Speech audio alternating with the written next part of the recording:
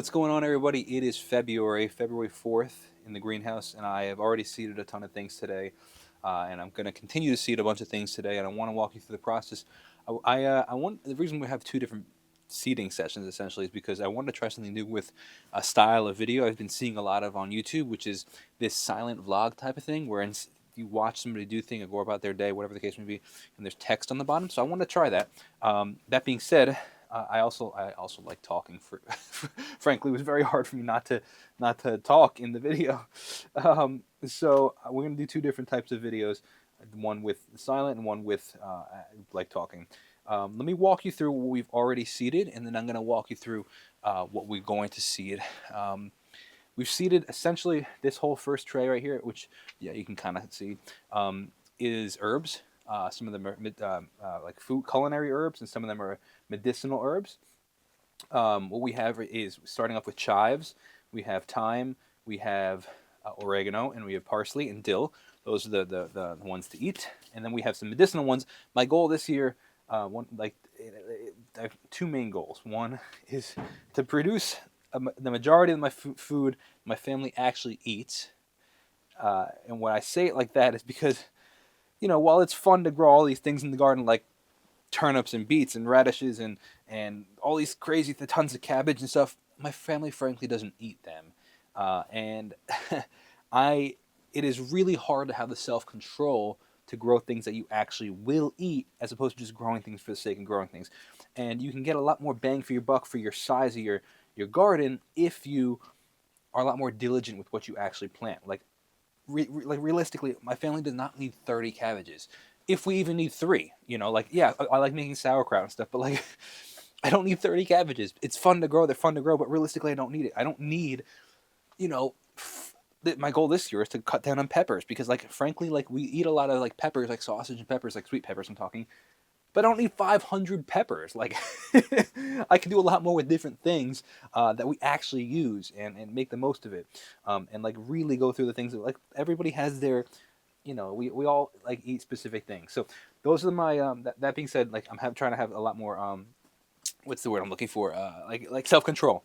That being said, my second goal for the garden this year is to start an apothecary garden. I would really like to start an apothecary garden this year. I have some to some degree, like herbs here and there. Like I have lavender, I have chamomile, I have I've actually grown a lot of chamomile in the past, and then a lot of the culinary herbs can be used for medicine as well. But I'm really going hardcore this time. I want to go with, like, for example, we have St. John's wort, which is really good for like anxiety and depression. We have yarrow, we have wormwood, we have toothache plant, which is really cool because that's like a numbing agent plant. You actually, whatever it touches in your mouth or whatever, it numbs, which is really cool. We have feverfew. We have a whole bunch of things like that, which I'm really excited for. Those have already been planted. I've also planted my cauliflowers and my broccoli so far. And now let me walk you through what's next.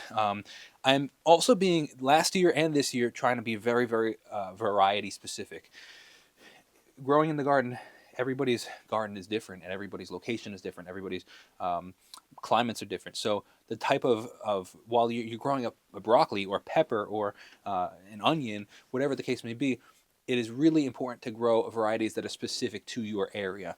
That being said, do the research. For example, the New York area is, while it's Zone 7 is very different than the Zone 7, like, 3,000 miles east of us, or west of us, technically.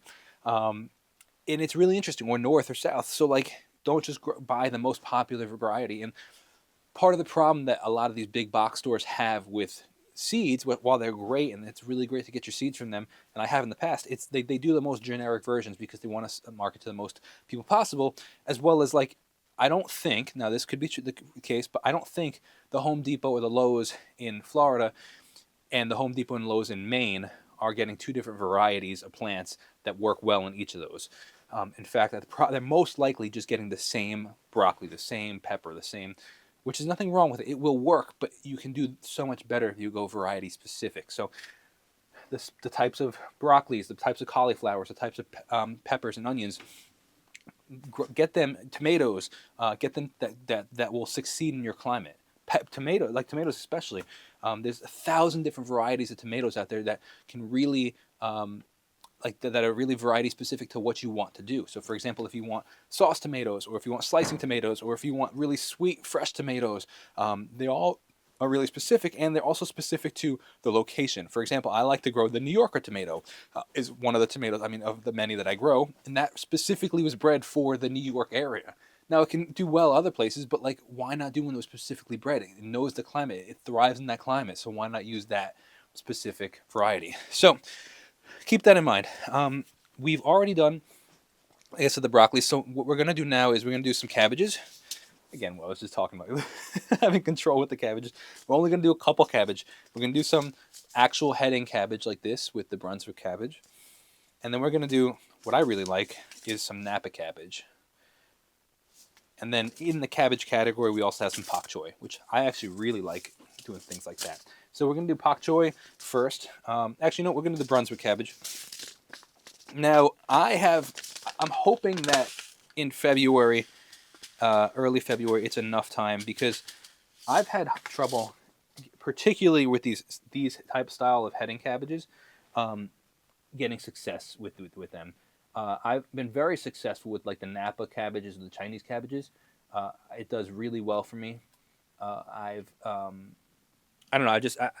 These heading cabbages where they have to like wrap their leaves around 1,000 times. I've gotten small heads, but like, I mean, I haven't gotten these huge heads that you see in the store and stuff. And frankly, I don't really know why. Yeah, I really don't. One thing I'm really conscious of and really try to do when planting seeds is plant more than you think you need.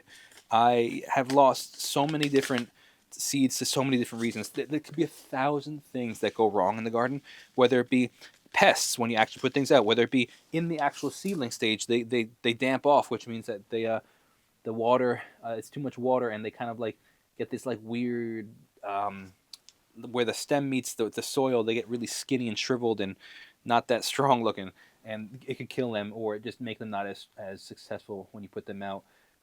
They could, things like particularly in the greenhouse, when you're starting seeds, they can get leggy, which legginess means it's one of a couple things. It could be too much heat, could be lack of light, or a combination of both of those, or not enough airflow because they need the airflow to strengthen themselves. So it could be a couple of those things. One of the biggest tips that I have when starting your seeds is label them. Man, I have made so many mistakes of not labeling things, and I'm like, what in the world is this? In fact, you've seen in my videos, I'm like, I know that this is either blank or blank because I know it looks like it, but I don't know exactly what it is. So label your stuff. It is super important to label your stuff. So this, and even variety. So this is Brunswick cabbage. All right, we did 12 of those. So do I need 12? No, but even if I get 4, like you have to plan with the fact that you're probably going to lose some. All right, now let's do some Napa cabbages. I like starting the broccolis, and when I start my broccolis and when I start my cabbages and things like that, I like starting them in these larger cells compared to the small little 72 cell ones, because I find that they thrive in the larger environments, and things like lettuces and that don't need to be huge when you put them out. Like you put a small little lettuce out and it'll thrive. I mean, you could put a small broccoli and stuff out, but I just find personally that they thrive better when they're larger, and obviously the larger the cell you put them in, the more time they have to grow, and they just grow faster just because they're not constricted to any sort of size. So I like starting things like that in these larger size, and you don't have to pot up. So these are my Napa cabbages. I'm going to do 12 Napa cabbages. My impulsiveness wants to do more than 12, but I know that I don't need them. And then what it does, growing more, I've learned that growing more food than I need only causes stress, because I feel guilty about letting it go to waste. You shouldn't let it go to waste. So learn the self-control, speaking to myself, of not growing more than you need, but finding the balance of expecting to lose some. Like, I have to expect to lose some. I don't need 12, but I would really like to be 3, 4, and I expect to lose a good amount. If I get more than that, cool, that's a blessing, but expect to lose some. So this is Chinese cabbage. You could also always give it away, but I'd rather have more than less, but not too much where it's overwhelming. All right, now let's do the pak choi. I love this, and honestly, things like this, I feel like you can't have too much of, because it's really easy to store it. Granted, you have to take the extra step of blanching it, Blanching is the process of putting in boiling water to stop the, I guess, the enzymatic uh, processing, I think is what they call it. Like you're stopping it from aging, and it just stores better in the freezer. You could use this for stir fries and, I mean, even fresh, but stir fries and soups. And it's one of my favorite things. I don't grow enough of it. The pak choi, bok choy kind of whole choy situation is a really underrated and really delicious and really cool over the winter when you make any sort of cooked green. It's just great. You could use it fresh again, but I personally really like it. I don't know, I like fried and stuff, so it's just really easy to store like that because you can freeze it. So that's a great one to grow. So I'm covering these as we go. All right, now let's do some celeries. I have two different types of celeries here. Actually, I think I have three. This should be one. I might have forgotten one inside, like a regular celery. This is a red venture celery, and this is a golden boy. Look at this one. This one's going to be like like a golden celery. Let's. What do I want to do these in? I'm going to do. I guess like I could always pot these up. So we're gonna start these in the small little trays. Celery is a great one because given the right conditions, it can actually grow throughout until the winter, until it really dies. So like it's great. Let me just see if we need. I don't think it needs light to germinate. And it's funny. I be wary of what you watch online, even in my videos, because not all the information is correct. And one I saw a video once a while ago that like talked about celery being one of the hardest things to grow, and it really like I was like I really want to grow celery, but it turned me off, and I was like really hesitant to do so, and I was just concerned that it would be really difficult, and it just turned me off from doing it. And I tried it recently 2 years ago. I did it 2 years ago and last year, and it was incredibly successful. And I'm like, this is great. Like I really enjoyed it, and it's way easier than I thought it'd be. And like that video, I don't know what trouble. Maybe it was there. It could be a million different factors as well. It could be a million different factors of where their location, their climate, their anything that affects their ability to grow something. And then here you are. I mean, the person I was watching was in California, so like they're 3,000 miles away from these. A lot of different factors as to our climates, our growing conditions that could change the ability to grow celery. So these seeds are so small. So things like this, I like to seed a ton more than I need in each cell because I could either transplant them or I could prune them, or not prune them. What's the word I'm looking for? I'm having a brain fart. When you take the best of the seedlings, thin them, because I'd rather get good germination and make sure that things actually germinate than like have just empty space cells and waiting for them to germinate and then never end up doing it germinating. And so I like to just put, if it calls for one or two, I like to put particularly these really small seeds, 3, 4, 5 in there, and I can thin them or transplant them out if I really need to. So that is celery, right, that we just planted. We just put 12 things of celery. Now we're going to do the golden boy celery. It's interesting to see how all these different seed packers package their seeds because some package them right into the box, some package them in these tiny little plastic bags. These seeds are real small. Some of the smallest seeds I've ever seen are chamomile seeds. They're incredibly hard to move or like to transplant or to seed actually. And as well as tobacco seeds. Tobacco seeds are crazy small, so it is insane to think that those tiny little seeds turn into these massive plants at the end of the season. All right, so we just planted that golden boy celery.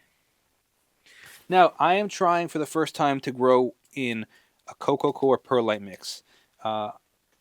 Frankly, for the only reason that my compost is completely frozen outside. So that's exactly what we're trying.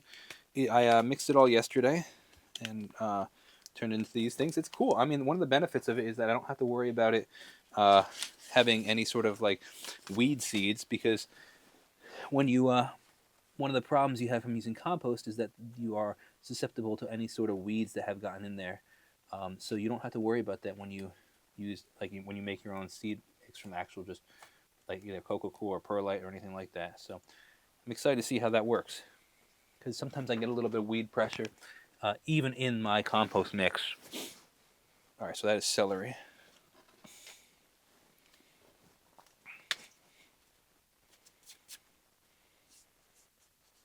A pro tip for starting seedlings inside a greenhouse or in your own house to increase temperature and also increase humidity is taking a piece of plastic wrap or taking a piece of glass or whatever you might have in your household and placing it on top. So I don't have anything out here right now, but essentially what you would do is just take your glass or your plastic wrap or anything like that, and you would just lay it right on top and check it every once in a while, especially once it germinates, take it off. It's really just to help speed up the germination process, increase temperature, maintain humidity, particularly for something like in a greenhouse like this where temperature can fluctuate a bit. You want it, it'll help trap the heat, which is essentially what a greenhouse does. So it's a double greenhouse that you have going on. You can create that inside of your house as well, and particularly related to moisture, though, especially for things that like a lot of these seedlings or seeds that need light to germinate. You don't want them to dry out on the surface before they germinate, especially some of these ones. I have some seedlings that can germinate, take 14 to 60 days, and they're supposed to be sown on surface. So like you got to maintain to some degree a little bit of level of humidity in that. All right, now we're going to be seeding some chicory, or also known as escarole. Uh, I love this. Have 50% Italian, so I have Italian heritage, and one of my favorite things is like escarole and beans, sausage and escarole.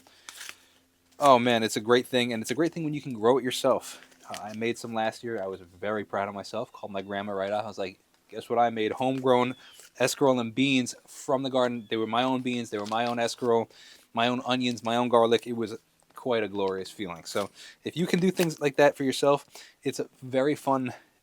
I don't know. Once you start, you can't stop. It is so pleasing to you, like just the pride that comes of like, hey, I grew this, and it's something that you can only understand once you experience it. So I highly recommend you give it a shot. So I pre-wet this soil yesterday. I kind of wish it was a little bit more moist. What I'll do is leave it for today, and then I will do it again tomorrow.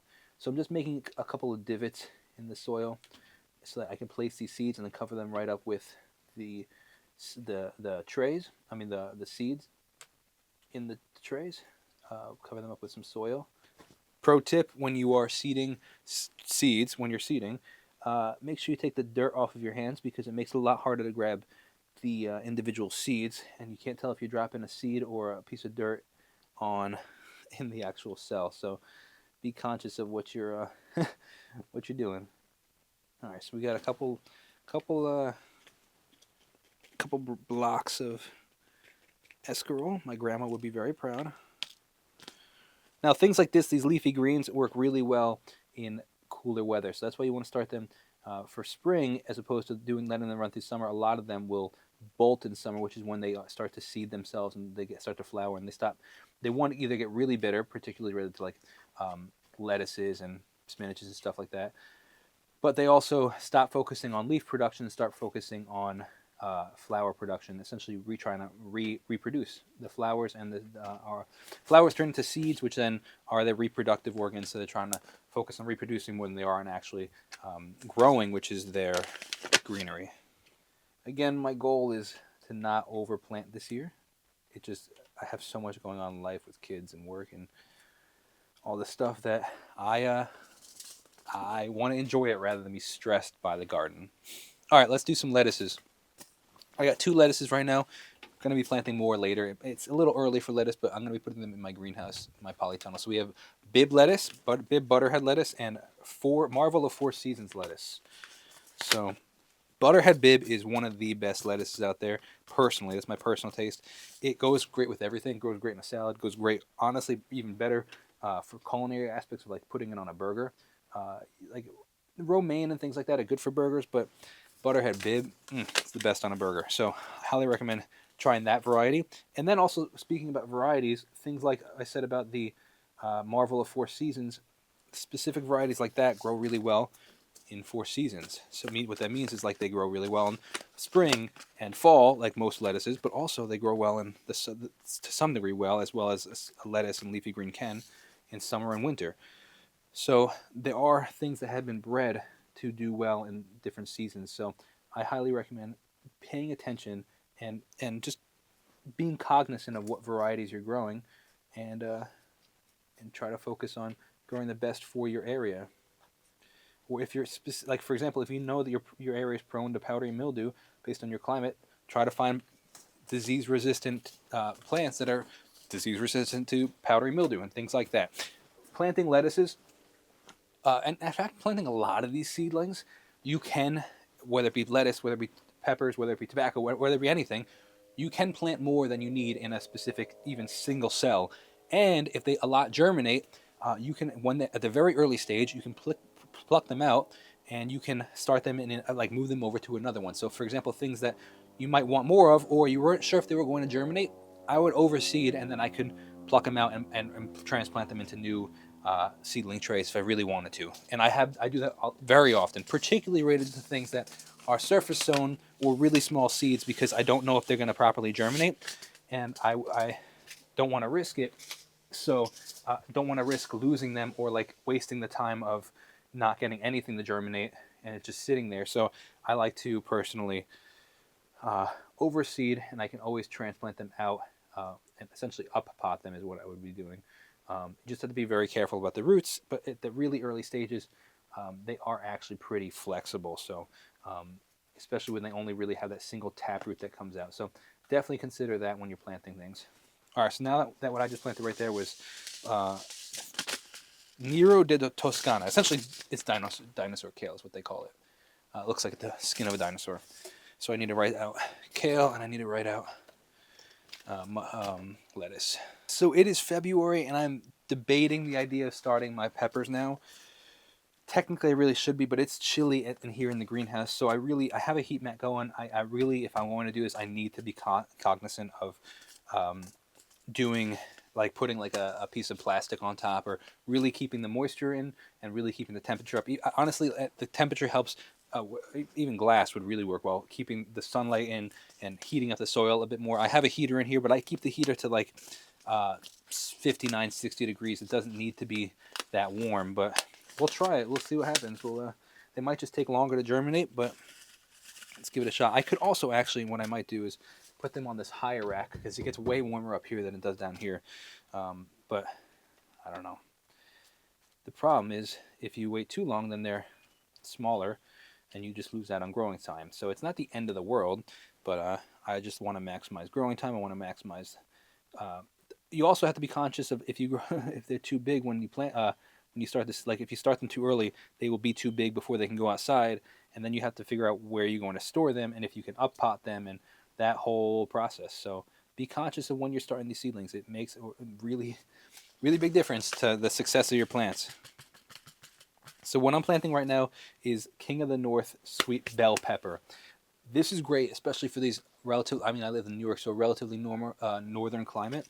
I grew it last year for the first time. It was an incredible producer of bell peppers. They're a little bit smaller than like what you see in the store, but they work. It produced really, really well.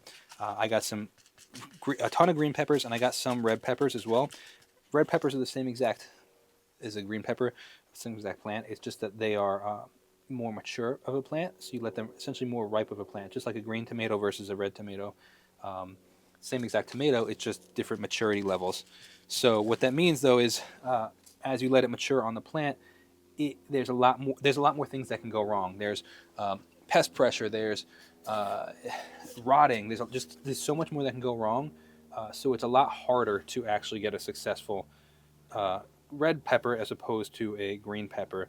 And that's also why, based on time, they're more expensive in the stores, because you have to leave them on the vine. You can't pick them as early, and the more earlier you can pick, the cheaper it is, essentially. So that's King of the North. And now this is a new one that I'm trying. This is called Arica Bell. Haven't tried it, but I had great reviews, so I wanted to try it. In the past, I've grown many different varieties of sweet peppers, from pepperoncinis to sweet what are they called? Sweet cherry peppers to bell peppers, to just a million different types, to macaroni peppers, and realistically, like, I don't need all of them, and they don't like I grew a ton of Jimmy Nardellos last year, which were great, but like I don't need a million Jimmy Nardello peppers. Like I really only need, realistically, maybe 2 plants. And that's what I'm trying to do this year is like grow what we eat. We eat a lot more bell peppers than we do like Jimmy Nardello. So like let me focus on that, and rather than being overwhelmed by peppers I don't really need. I'm curious to see how these do in this chillier weather inside this greenhouse. It's a little early, but we'll see. I need one more label. King Bill. All right, let's cover these bad boys up. And one thing I like to do, I like to pray over my seedlings and my plants. I speak life over you. I speak prosperity over you. I speak production over you. I speak health over you. I speak blessing over you. Now, they've always said that speaking to your plants is helpful because the carbon dioxide is good for them. But I also believe there's power in that, man. Praying a blessing over your hand, essentially what you're doing. So in Jesus' name, I speak life over you. Speak success over you and production and blessing over my family, and bam. All right, now let's just do. I want to do 2 more for today. Let's do. We'll start some Tabasco peppers, and we'll start some. I guess maybe a couple hot peppers, but I'm running out of. Here we go. Got one more right here. What else do we have? Where'd all my labels go? Oh, here we go. Here's a couple more labels. Here's one more label. Now, these peppers will likely be up potted later on in the season as they get bigger. But for now, we'll start them in here. All right, we can use this broken one on the floor as well. Oh, look, Tabasco, perfect. I'll put this Tabasco here.